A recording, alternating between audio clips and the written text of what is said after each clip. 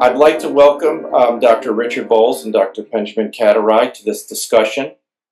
Today we're going to talk about a clinical study that was performed using some of NeuroNeeds products, and there was a subsequent published article that discusses the aims and findings in the study. But before we get there, I'd like our guests to give a little bit of background on themselves, where they practice, what their practice primarily consists of, and then we're going to go from there.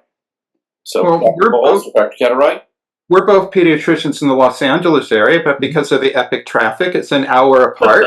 So we usually meet thousands of miles away from here at conferences. Yeah. So I'll let you introduce yourself first. My name is Pejman Katiraei. I'm an integrative pediatrician who is heavily focused on helping children with various neurodevelopmental disorders and autism. Also, I treat children who have a lot of neuroinflammation, including PANS and, unfortunately, kids also on the spectrum. Okay, Dr. Boles? I'm Richard Boles. I was a general pediatrician. I practiced for years. You may not know that. I haven't always been doing molecules in the lab, so I actually know a little bit about that stuff. I went back to do genetics, and then I got involved in biochemical genetics, and I kept seeing patients over and over again with neurodevelopmental disorders constantly, and nobody knew what to do with them. And they had mitochondrial dysfunction, pretty much all of them, but everyone said, oh, it's not mitochondrial disease, and they were right, but they do have mitochondrial dysfunction, and we're going to get to that. And I got more involved in that, started working in biotech to learn how to sequencing and to understand the sequence of the DNA. And then I was one of the founders of NeuroNeeds, so that's my background. Amazing. All right. Very good. Thank you. So, Dr. Boles, with that all in mind, how did your background influence how you designed the two products that were involved in the study, Spectrum Needs and Q Needs? In other words, what is the function of each one of these products? Okay. Well, Q Needs is an add-on product to Spectrum Needs, because Spectrum Needs is a powder and Q Needs is an oil. So the coenzyme Q10 in Q Needs does not go into the powder. It's not bioavailable. The blood levels in my patients hasn't gone up very much. So we have that as a separate product. So I look at it really as Q Needs as being part of Spectrum Needs. It's just that it has to be offered in a separate gel capsule, because otherwise it doesn't get into the blood and it doesn't get into the brain. So I'm going to be talking about Q Needs plus Spectrum Needs together as mitochondrial cocktail. Cocktail does not mean alcohol. Alcohol is a mitotoxin. Many of you probably figured that out. It makes mitochondria work worse. The cocktail means many things mixed together. Spectrum Needs is 33 active ingredients, and then you add the ubiquinol CoQ, and you have 34.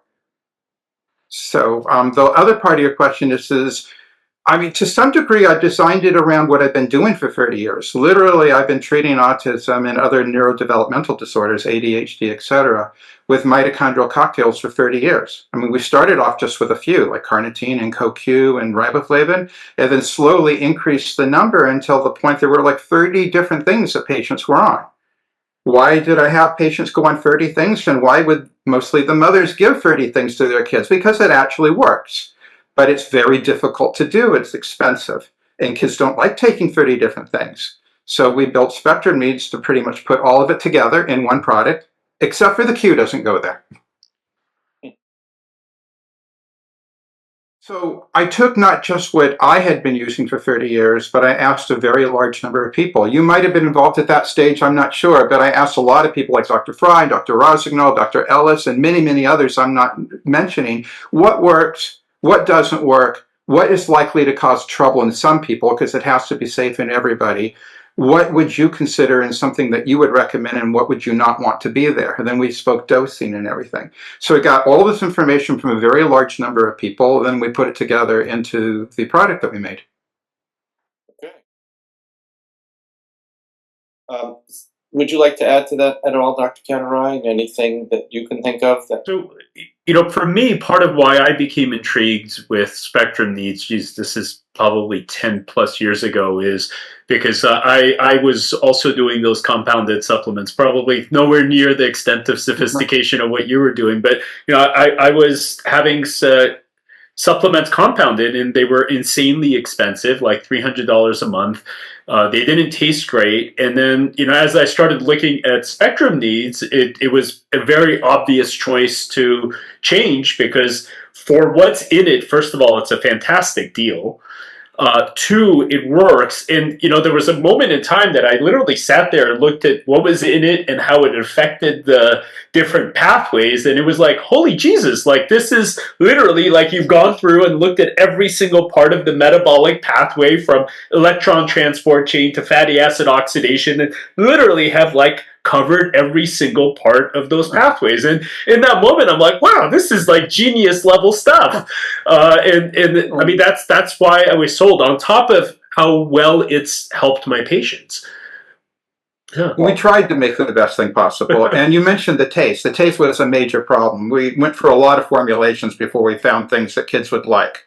We ended up with a lemon and a berry flavored, and the vast majority of kids like one or the other. Yeah. But if they can't take it, if they won't take it, then they can't benefit. So that's also another point. Yeah. Yeah. Okay. So, Dr. Katiraei, when patients come to you, and under what type of diagnosis have you found that Spectrum Needs are circumstances in which you would recommend Spectrum Needs, or you believe it would be most suitable for the patient? What is the typical kind of diagnosis? So I actually believe that diagnoses don't serve our patients. I find that too many people are too quick to slap a label on a child, right? And half the time those labels are meaningless. You've got a child that has some difficulty socializing, that has some difficulty in different circumstances, and has an odd constellation of, neuropsychiatric findings. And even though they can make eye contact and communicate, they're still diagnosed with autism because no one knows what else to call it. The way I approach the children is, what is driving this child's challenges, right? So if a child has some weakness, so they get tired when they run, they have less strength and tone than their peers, and they may also then show up with some attention problems, focus issues, and or what's labeled as autism. That is how I approach using Spectrum Needs, and I mean, frankly, my entire practice as a whole. Because if you get familiar enough with these children, there are patterns that they present with. And Dr. Boles is the king over here, but with mitochondrial issues and metabolic issues, because they impact the cognition, right? The brain is the most metabolically sensitive organ in the entire human body, right? So the fatigue that shows up in the body is also showing up over here. So with that, the children who can't think clearly, who have brain fog, who have processing issues, who have attention problems, and then along with that, they may have difficulty articulating, having expressive language. All of that is tied to mitochondrial issues or metabolic errors. So I look at it as, does this child show signs of some kind of metabolic error? Or if we do organic acid testing or whatever else, we see it there. Then I use Spectrum Needs to support their metabolic functioning, which then impacts a wide constellation of findings, from the child is more energetic, they're running more, they're active more, they're doing better in school, they're talking more, engagement, interactions, all of those things improve, which is kind of the byproduct or downstream effect of the metabolic support. That's better than I could have said it, because it's more understandable. I agree entirely. I just want to bring just a little bit of the science in, and I'll try to be easy on that. Is that it looks like snake oil sometimes when we say that it works on all these different things, but every cell needs energy for almost everything it does. And if it doesn't have energy, depending on the rest of the genetics and the environment, disease can happen. Or maybe not disease. Maybe it doesn't make the diagnosis. They're having problems with focus, but they're not ADHD. They're having some trouble socially, but they're not autism. It's really that it affects their functioning to the point that they are not where they want to be. Yeah. They are not where they can be. They're not optimal. They're not optimized, right. And by increasing the mitochondrial function and detoxifying the free radicals and reactive oxygen species and all that that's made by mitochondria that's being pushed too hard, harder than it can go, which is what happens in these conditions, you then give them the potential that they have, but they weren't realizing. Perfectly said. Okay. Yeah. Tell us what you've observed in some of your patients after they've been taking the product. Yeah, I mean, sometimes the changes that I have seen has been, dramatic and fairly rapid. Like within 2 to 3 weeks, improved eye contact, improved connection, socialization, articulation. A lot of families report that the children are just more present, so they're more connected, they're more cognitively present, and then that's on top of either normal type of kids or children on the autism just having more energy. So they wake up happier, instead of the child that wakes up all irritable and crabby in the mornings, they're happier in the mornings, they're happier overall because one of the analogies I've given to families is like, if you had long COVID all the time, right? You're exhausted, you've got brain fog, you just feel like crud all the time. You're not going to be happy. Who's going to be happy, right? You're going to feel like crud. If your energy is improved, so through that you feel better, then you're going to be happier. And that these are little things that parents sometimes notice as an indirect kind of byproduct where, yeah, he's more happy, he's smiling more, he's giggling more. And and it's not an inappropriate laughter. It's the children are actually demonstrating the fact that they feel well. I've had children with gross motor delays where they were late to walk or they were clumsy because they lacked core strength. A month later, these are the kids that are now athletic. So the clumsy child that was falling, really poorly coordinated, is now on the athletic side. They're running more, they're jumping more, they're more active. And these are some of the constellation of things that I've seen. And, one of the things that I think could say something about how much I believe in the product is my daughter takes it on a regular basis. My wife is hooked on it because she feels better. And honestly, I have probably 5 or 6 friends that are now using it for themselves and their kids just because people feel better on it. I'm on it, and 4 of my relatives are on it as well. 4 first-degree relatives. So yeah, as well. There's some others, but yeah, no, it do feel better on it. One thing I just want to add on that, a lot of times the improvement is in weeks, but sometimes it's in 2 to 3 months or even later, because once the mitochondria gets better, then the brain can start healing, and then you can start learning. New pathways can open up. And so a lot of the improvement that you see is 3-6 months later. That's a good point. All right. In your practices, patient improvement. So I'm gathering this was the impetus for a study to sort of validate what you all are seeing in your practices. So Dr. Boles, why don't you give us a little background on the study? Okay. Who performed it, where it was performed, what the aims were, and then walk us through what the results were, if you will. The study was founded by the Brain Foundation predominantly, and it was performed by Dr. Fry at Phoenix Children's Hospital. What it was is that children, and they were all 3 to 17 years, Okay. that had a diagnosis of autism that was proven by the ADOS or the CARS or something like that, were given the families were given the option whether they wanted to be placed on that. And it was double blind. Nobody knew what group they were in. One group got spectrum needs plus Q needs for 3 months. And then after 3 months, they then got placebo. The second group got placebo for 3 months, and then they had 3 months of spectrum needs. So everyone was on placebo, everyone was on spectrum needs and Q needs, but we didn't know which group is which, so nobody knew what they were getting at the time. And the whole thing was done in a blinded fashion.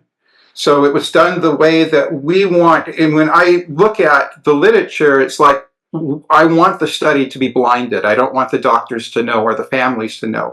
I want it to be placebo controlled, because sometimes people feel better on a placebo or whatever. I mean, that happens. The way to prove it is to do this sort of study, and this is the way that it was designed.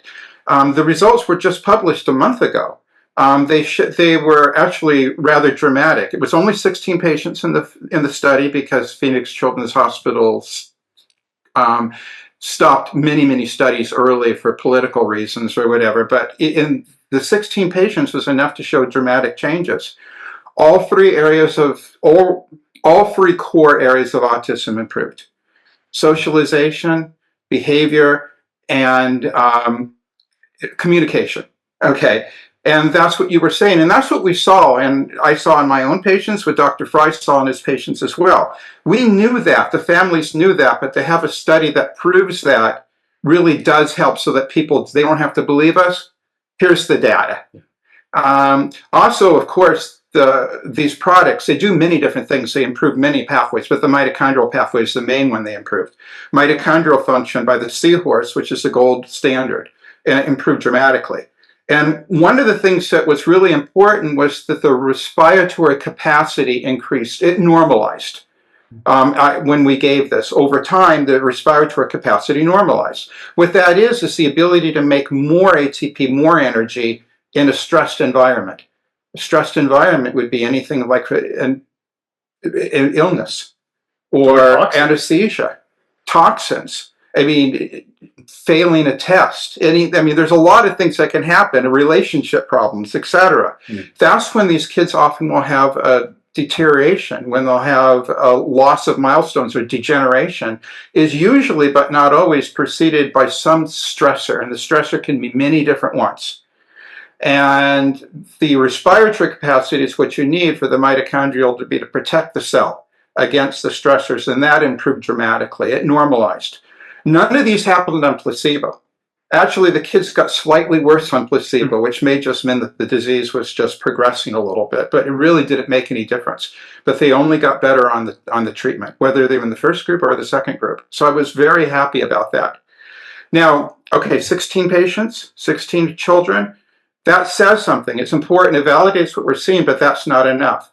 We're going to do it again in 120. In fact, the federal grant, we've already applied for it. It's right now at Washington, and there are scientists looking at it right now to see if they're going to fund us or not. I hope they will. Because 120, same study pretty much, to show that it really does work in a larger group. That would be wonderful. So it seems the study validated what you all are finding in your practices. And let's focus on that a little bit. So this was from the lens of metabolic or mitochondrial dysfunction, which leads me into a question that we got, I think that ties in nicely. It's like, so how can a practitioner avail themselves of the diagnostics and the treatment modalities in the study? Or I think, Dr. Katiraei, you can speak to this because you're already doing it and have been doing it without the benefit of the study. We are members of a community, and I'll let Dr. Katiraei discuss about that community. Yeah, so I believe we overcomplicate the diagnoses of these children in terms of working them up, where people feel like, you know what, we have to get the mitoswab, we have to get organic acids, and you have to know how to read all of these tests to make sense of them to be able to help these children. And I think the beauty of Spectrum Needs, and really the entire conversation over here, is any provider anywhere without a lot of experience can actually use this product to help these kids, because if the child presents with fatigue, they present with low tone, they also happen to have, poor eye contact, poor socialization, poor communication, etc., chances are that's a child that would benefit from this product.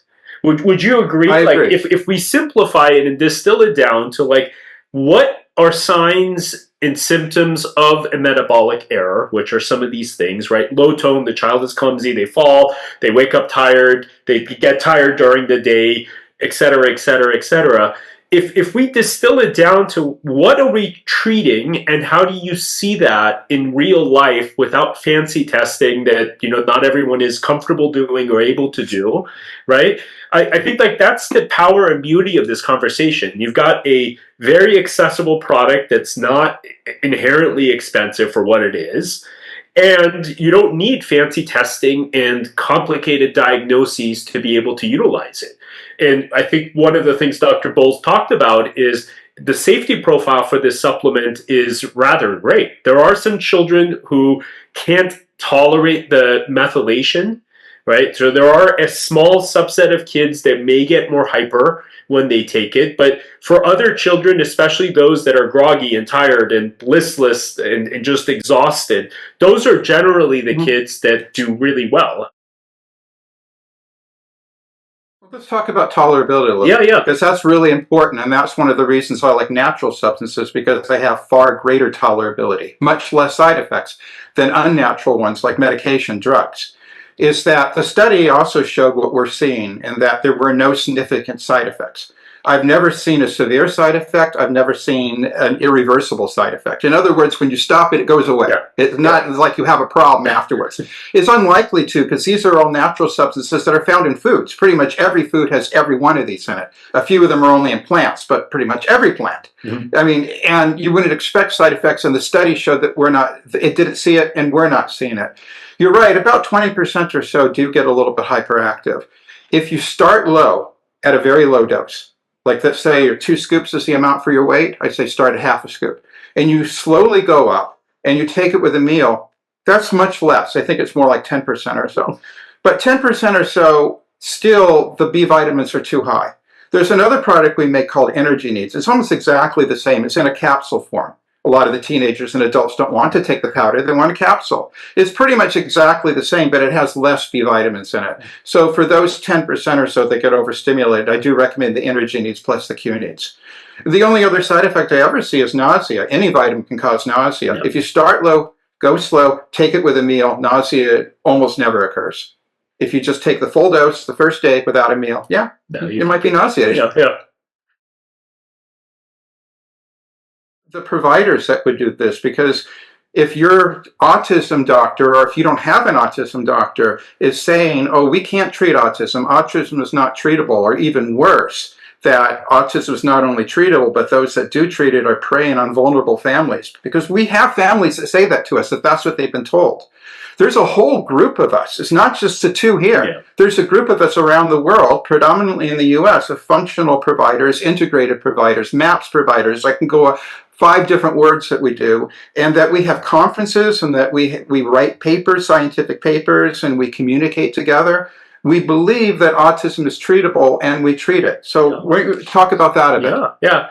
I mean, I wouldn't be here if it wasn't for the changes that I was seeing in these kids. Like, I mean, why would we bother having any conversation, doing anything, if it was doom and gloom, and all of these kids were just failed or stuck to be doomed to a life of disability and really suffering and challenge. And I mean, I'm sure, just like with you, part of what drives me is really feeling that I can make a benefit and impact in these children and their lives and their future ability to thrive, and ultimately, having them have a happy and successful life.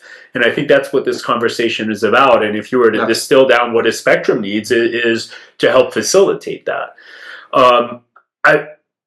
I mean, the changes that I see in these children, and for me, like, spectrum needs is one part of my bigger kind of practice. So I focus a lot on neuroinflammation and microglial activation and mast cell activation, and toxicity, including mold toxicity. But the spectrum needs is one of the pillars, because if you can't support the mitochondria, a lot of other things just don't fall into place. But my God, like the children that I see that were totally disconnected from the world, the children that were standing in the corner, stimming at school, not connecting with others, and then 3 or 4 months later, they're the ones going and engaging with other kids. And some of them have language, some of them don't have language, but to see them be able to come back into this world and to be able to engage and to be able to enjoy. Like, this to me is the most meaningful and important part of this conversation. Just like you, I made this my professional life's goal, is to try to help as many of these kids as I can and to get the word out. Because I also have seen children that were in a very bad place, that were in restraints, that were medicated to sedate them, that were thought that they would never get anywhere. Many of them are now in college, married, having relationships. Not completely normal, all of them, but there are a few that are. Some of them still have some issues, and they still need to take treatment because the underlying genetic problems are still there. But many of them are doing dramatically better, and that's what propels us to do this, to get the word out. Yeah. That it's possible, it's feasible, and it's within reach. And I think the most important part of this conversation is to turn around this entire doom and gloom thing of like this is just something these children are stuck with in the suffering and challenges. And one of the things that I think is important for us to highlight is a lot of people misconstrue autism as the beautiful neurodivergence, right? Whereas when we say autism, it's the suffering, the social disconnection, the lack of functionality, the struggle, the overwhelm, all of the complications and challenges that come with this population. That neurodivergence is their superpower. Yeah. I mean, the vitamins, the supplements do not take that away, but the drugs do. Right. If anything, they enhance it, right? They allow them to be more. Yeah. They to get out in the community and so their personality can go through. They're not tired on the bed all the time. Yes. Right. It doesn't change their personality. It doesn't change who they are. They're just as clever. They're just as outside the box as they ever were. They're not becoming, perfect people in suits and in business meetings or anything like that. No, they're just as quirky as they ever were. But they're feeling better. They're able to concentrate more. They're able to function. They're able to thrive. But what a lot of the doctors do is they use drugs that snow these kids. Yeah. Because otherwise they can't control their behavior. They're being violent. They're hurting their family and other people, and they have to use the drugs or sedation, basically. I mean, so this is really another way. So this is the neurodivergent community out there. We're not saying there's anything wrong with you. Yeah. And you don't need to take this, but there's some kids that really does make a big difference. There's another one in these meetings in which people talk about the upper end, because we can say that a lot of these kids are actually doing really well in adults. But there are some that have profound intellectual disability. There are some that are nonverbal. Yeah.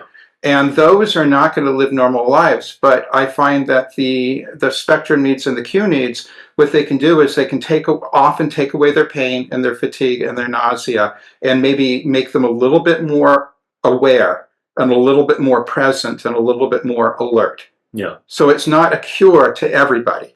Right, but improving the lives of these individuals and helping them be happier. And I mean, I have several children who are on the more kind of severe, profound end, but now they're giggling and they're happy and they're playing with their siblings. I mean, are they fully communicative? No, but they're in a better place, and it's not the constant challenge and struggle and suffering that they had, which I think is important. Yeah, in my patients, is over 80 to 90% of them are still on it a year later or 2 years later because they see advantages. Yeah. It's different in everybody, but they see improvement. Yeah. Great. So we have obviously this kind of validations back and forth between a study and practice, but for me, the kind of final thoughts in this, at least what I'm hearing, is from a scientific standpoint, that, and especially for practitioners and maybe for parents to understand, that metabolic pathways, this kind of front end of medicine, if you will, getting to the core of the issue, the cellular repair, if you will. Why is this not in the mainstream if it's so essential to how our body functions? Something that's so essential. You've asked a very important question. Why isn't this front and center? Why isn't everybody doing it? We have a study that validates what a very well-regarded practitioner sees. Okay. But there are other studies as well. We're talking about the most recent study. There have been studies, multiple studies on individual compounds like carnitine or coenzyme Q10, or we haven't even spoken about omega-3 fatty acids, which is also we both use in our patients as well, right? There are studies on magnesium plus vitamin B6. There's many of these in people with autism, and that they've shown improvements. And there's another large study that was done by Dr. Adams in something similar to spectrum needs, and it also showed improvements in a double-blind placebo-controlled study, and that was published 15 years ago. So why aren't people making a difference? I mean, we're trying to help practitioners as well as parents understand. Right, but the practitioners are going to wonder, if this is so great, why haven't I heard about it before? Exactly. That they say that science advances one death at a time. I mean, I look at where our practice of medicine is and where our science is. And I mean, frankly speaking, now I see at least a 30-year gap. And I think like that's the sad reality. The way the medical community is able to adopt what is shown in the science is, if anything, getting further and further delayed. And I would say 40 years. And that's just not a word I throw out there. I mean, that's actually what we knew 40 years ago is just now starting to get into general practice. Yeah. What I do in my own patients is I start them on, as soon as I see them, if they're not already on it, and many of them are, I'll start them on Spectrum Needs. I'll start them on, oh, if they're adults or whatever, I'll use it. And they want to use a capsule form, I'll do Energy Needs instead. I'll start them on Q Needs because that plugs a hole. And I'll start them on Omega Needs, which is an omega-3 fatty acid that goes directly into the brain because fish oil can't do that so well. And then I'll get the DNA. I sequence the entire DNA, as you know, all 3 billion nucleotides, all 23,000 genes. And almost always I find things in the pathways that we're trying to treat because that's what works. Yeah. What works is where the pathways are and the genetic shows. So while these compounds we're talking about, yeah, any doctor can do it, or they're over the counter without a prescription. Anyone can do it without a doctor, but I do recommend to your physician always, you know. But then when I get their DNA, then I know what that child or adult's problems are, and I can hone down on it. So I can double down on it. Do they need more CoQ? Do they need more omega-3s? Mm-hmm. Do they need more magnesium? Or do they need something completely else? You mentioned neuroinflammation. Mm-hmm. Do I send them to an immunologist for testing and for anti-inflammatory drugs? Cation transportation, and moving small things like potassium and sodium across cells. I might use potassium, I might use magnesium as treatments or something else. There's many pathways that are treatable and then the DNA can do. And you're right, it's that this is not part of general practice. No. There is so much we know that we can do that is not being done by most people, but that doesn't mean that nobody's doing it. Yeah. And I think like that's the power of these conversations. And, you know, frankly, I think kind of where we're headed, that people are waking up, people are asking questions, and they are the ones demanding more answers. And, you know, hopefully what happens is the medical community starts looking at this from, wow, the science is there. Is it as huge as what's in the pharmaceutical industry? No, but that's because there aren't trillions of dollars being poured into the promotion and study of these things. And that's the problem. Right. Is that what doctors want is they want a study that proves it. Right. And they want FDA approval. And FDA requires a large study. But a large study costs millions of dollars. And we are asking for federal government for millions of dollars to do the 120 patients. Yeah. But if you do a large study, the problem is you can't patent a natural compound. So anybody, you can spend $1 million in research and everyone can make the same thing immediately. Yeah. That's what the problem is. And medical schools do not teach nutrition. They don't value it. And there's no drug reps going around. There's no nutrition reps going around suggesting these products. There's no money there. That's the problem. Right. And I think a lot of doctors are, as part of that, they're trained to think along the lines of diagnoses, right? Find a set of patterns, slap a label on it, and then add a drug or treatment to it.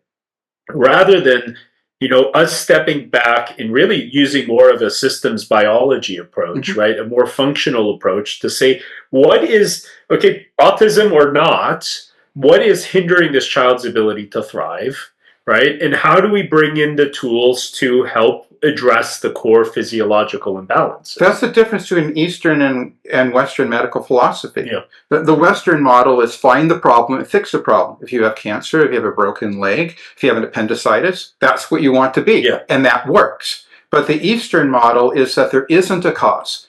Things are off balance. Many things are off balance. Find what's off balance and put them back into balance. And here, we're in California here, where West meets East, and so a lot of people here can think in both ways. Yeah. But that is the systems biology approach, or the functional medicine approach. It's more of an Eastern way of looking at it.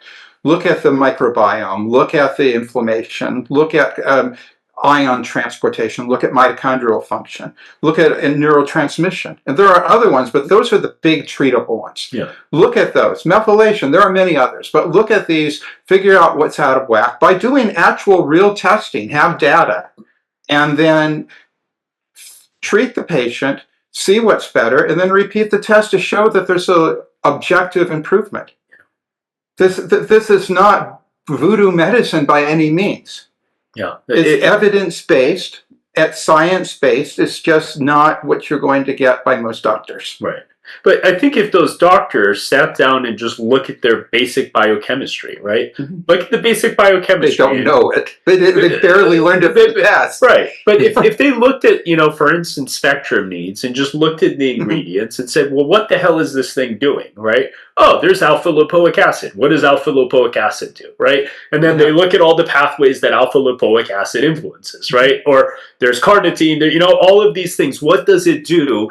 And even for those naysayers, those people that are hesitant to explore this supplement protocol, whatever you want to call it, if they just stand back and from a very objective scientific lens said, okay, there's these 33 ingredients in this. What the hell do these things do? Oh, this one affects this pathway. Oh, this one affects this pathway. I think that basic chemistry or biochemistry exploration that anyone could do, and you can now use ChatGPT and Grok or any of these, and through that you can actually start seeing how this can affect the physiology. And this could be an exercise anyone can do.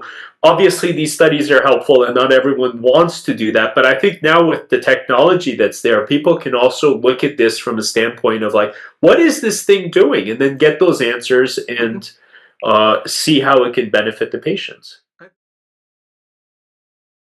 There are many studies that show mitochondrial dysfunction in autism and neurodevelopmental disorders in general, intellectual disability, epilepsy, ADHD. All of these, there's a very large number of studies that shown that there is mitochondrial dysfunction. Yeah, absolutely. I do get mitoswaps. You mentioned that before. I know it's going to be abnormal. Okay, that's not why I get it. I get it for two reasons. Number one, because I can double down in the areas that are a problem in that child. And number two, so everyone else will stop bothering the parents that we're doing the right thing. Well, you covered a lot of ground here, and so I'm going to wrap this up with your final thoughts. I mean, for me, listening to you, it sounds to me like energy is the very basis of life. And if your body doesn't have the energy it needs, following this sort of Eastern principle, it's a zero-sum game in the sense that something's going to benefit and something's going to suffer. And maybe I have that wrong, but that makes not much benefits from having no energy. Right. The system is stuck. I mean, the Chinese have this concept, stagnation, right?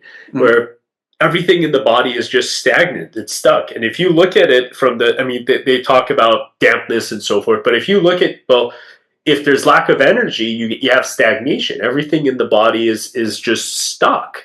And one of the things that really came up for me is, as you were talking about the oxidative stress and reactive oxygen species and so forth, what really came up for me is how spectrum needs is in some ways essentially protective against the toxic load and burden that these kids have, right?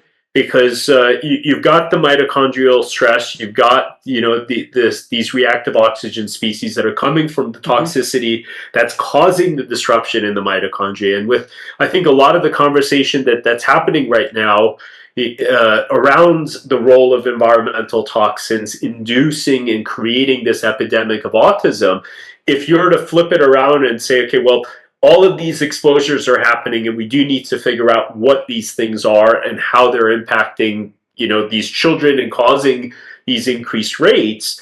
But then you flip it around and say, okay, well, if that's happening, what could we do to protect these children and mitigate the effect of these toxins? Well, this combination of vitamins and minerals actually happens to be protective. the scientific name for that is respiratory capacity, the ability of the cell to make more energy when it needs it beyond what it usually makes. And that is shown in the study to improve, what actually it normalizes on the treatment.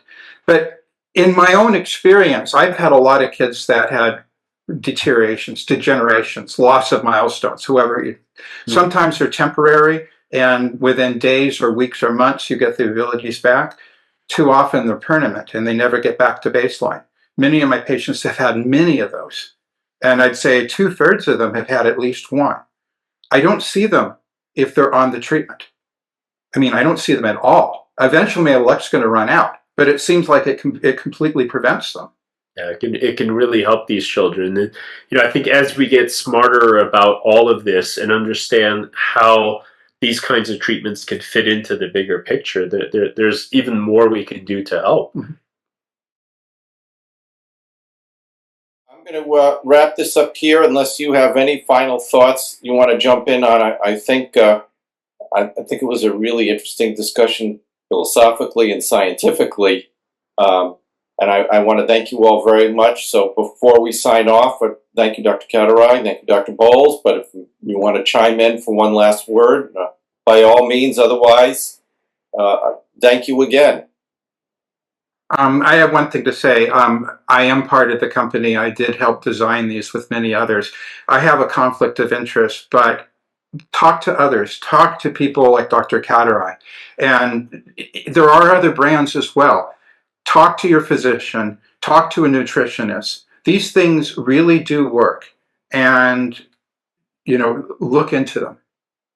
100%. Yeah, I agree. And if someone sees again that you see the signs, you see the things that are suggesting, God, that my child may have these mitochondrial or metabolic issues, or if you're a provider, this child does have hypotonia, they do get tired, they do look fatigued, and they have these other things, just try it and it'll speak for itself. Oh, very good. Well, thank you all very much, and we hope to do this again sometime. Bye. As always, consult your physician before trying any of our products. For more information, visit NeuroNeeds.com. We would appreciate it if you would like, share, and subscribe. Thanks for being part of our journey.